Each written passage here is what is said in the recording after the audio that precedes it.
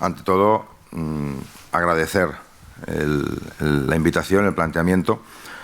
Las veces que he venido a París no era para hablar de terrorismo, era por temas familiares o laborales.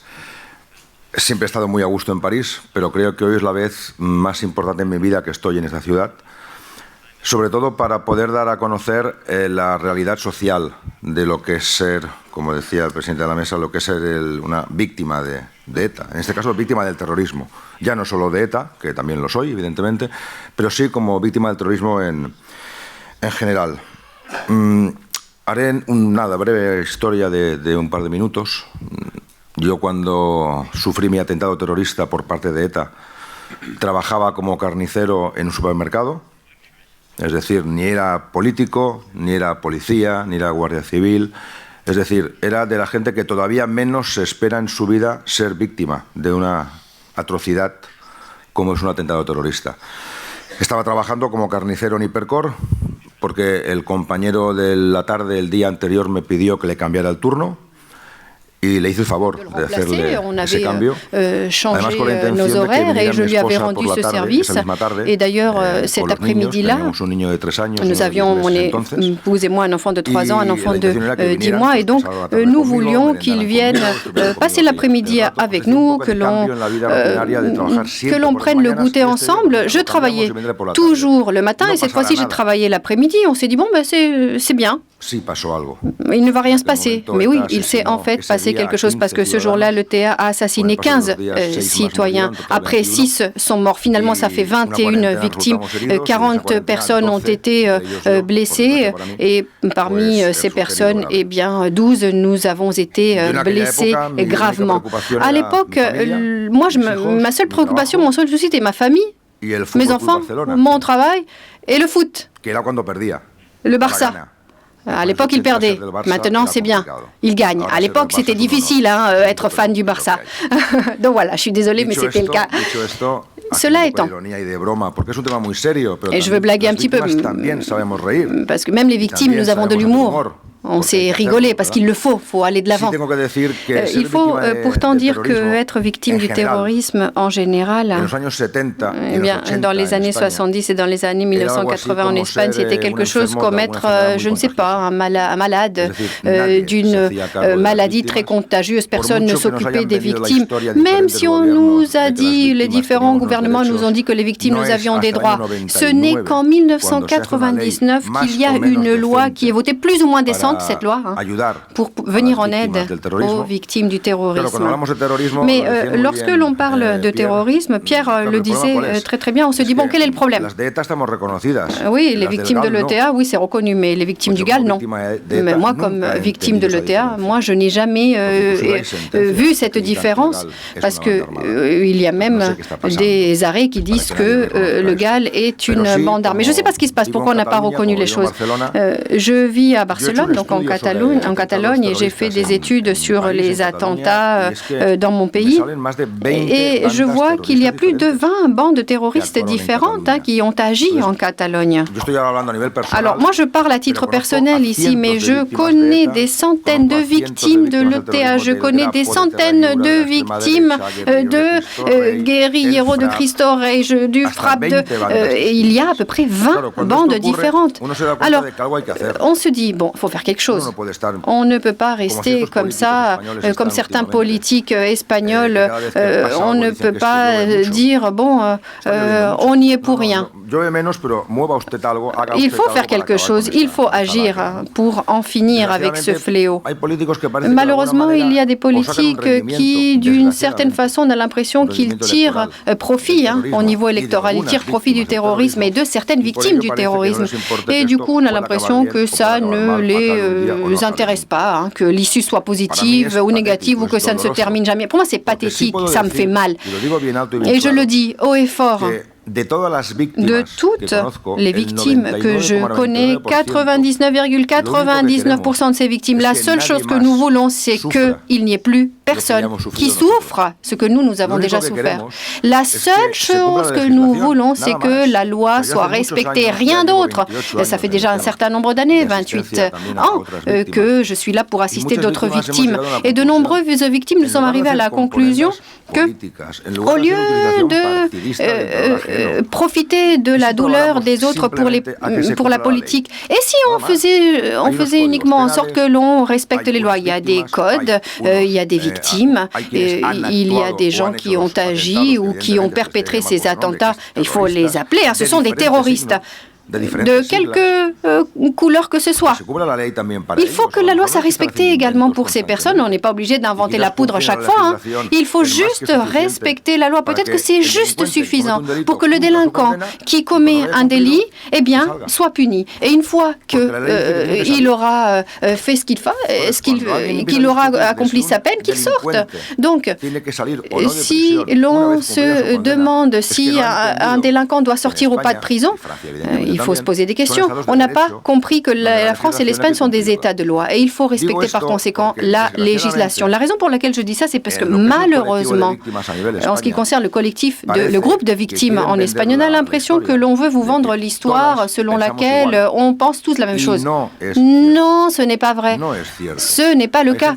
Il y a des personnes qui donnent des opinions sur les victimes sans avoir posé des questions. Et pire encore, il y a des gens qui donnent leur opinion au nom des victimes sans être victime eux-mêmes. Vous vous rendez compte? Alors on se dit, attendez, c'est quand même fou. Qui met les règles du jeu? Quand je parle du jeu, je parle d'un jeu comme je parle du foot.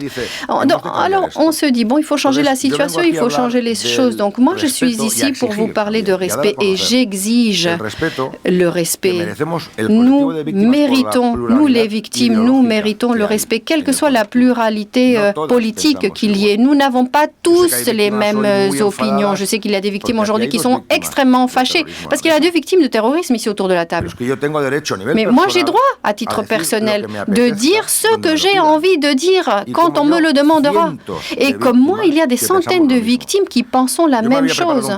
J'avais préparé un petit discours, mais quand j'ai entendu ce que vous venez de dire, ce que j'écris ne me sert finalement à rien parce que je vais vous parler de ce qui a déjà été évoqué. Nous sommes en train de parler ici de terrorisme. Les orateurs précédents ont parlé de terrorisme au Pays Basque. Oui, c'est vrai. Mais pas seulement au Pays Basque. Pas seulement au Pays Basque. L'ETA a perpétré des attentats à l'extérieur du Pays Basque. L'ETA a détruit la vie de centaines de personnes à l'extérieur du Pays Basque. Et si vous ne le savez pas, sachez que la Catalogne est le pays ou la région avec le plus de victimes civiles à cause de ces attentats de l'ETA. Il y a le plus de victimes civiles en Catalogne. À Hypercore. Presque, on est en train de parler de pratiquement 60 familles. Les voitures avec les explosifs, c'était en Catalogne que ces voitures étaient placées.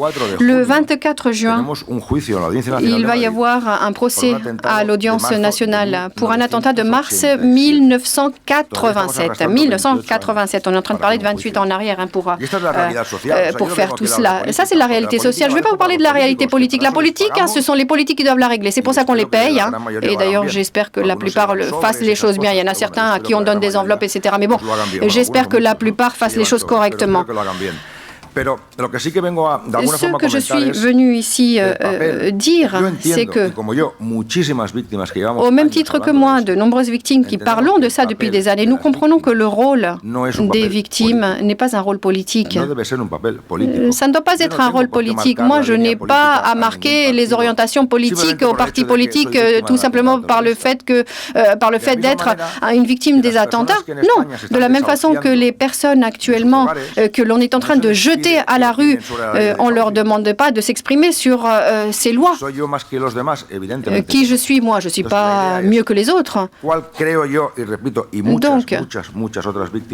moi, ainsi que d'autres victimes, quel est le rôle que nous pensons être le rôle des victimes? Eh bien, les victimes, nous devons survivre, nous devons apprendre à vivre avec ce qui s'est passé, nous devons être résistants, résilients. S'il y a un psychologue dans la salle, il saura très bien de quoi on parle. Et il s'agit de contrôler les choses. C'est-à-dire qu'il faut savoir quand est-ce que la personne qui a été jugée, le terroriste qui a été jugé, quand est-ce qu'il va sortir de prison. Mais on n'est pas là pour faire carrière politique, il faut juste que l'on utilise ce qui nous est arrivé pour mieux vivre. Moi, je vais vous dire, le fait que l'on parle de terroristes en termes politiques, ça me fait très mal, parce que ce n'est pas notre rôle, nous n'avons pas un rôle politique. Je crois que j'ai encore 2 petites minutes, donc je vais vous parler d'une expérience personnelle. Et d'ailleurs, demain, cela fera 3 ans. L'un des auteurs de l'attentat à Hypercore m'a demandé de me rencontrer. Par le biais de mon ami Paul Rios, qui est là-bas, qui se cache là-bas derrière. Mais c'est lui qui a coordonné le tout. J'ai accepté. J'ai accepté de le rencontrer parce que je pense que le délinquant, l'assassinat, parce qu'il faut nommer un chat. Ce sont des gens qui ont tué des gens, ce sont des assassins. Pour ces personnes-là, la législation leur permet de tenter de réparer les dommages causés. Alors, si cette personne veut essayer de réparer quelque chose, veut me parler, eh bien, je dois lui donner la possibilité de le faire.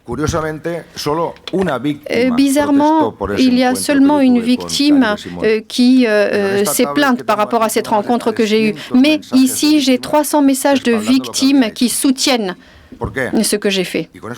Pourquoi? Et je vais en finir là. Je le disais tout à l'heure et je le répète pour que ce soit bien clair. Je ne peux pas dire qu'il s'agit de 100% parce qu'effectivement, je ne connais pas toutes les victimes, on est beaucoup trop nombreux. Mais un pourcentage très élevé des victimes que je connais, la seule chose que nous voulons, c'est que la législation en main, nous faisons tout ce qui doit être fait pour que plus personne ne souffre ce que nous avons déjà souffert. Et je vais finir en vous disant une phrase que je connais. Je ne parle pas euskera, je vais la lire. On m'a dit qu'il y avait une erreur dans cette phrase. Après toutes ces années, on vient de me dire qu'il y a une erreur. No hi som tots, faltan 1000 morts. No estamos todos, faltan 1000 muertos. Nous ne sommes pas tous là, il manque 1000 morts.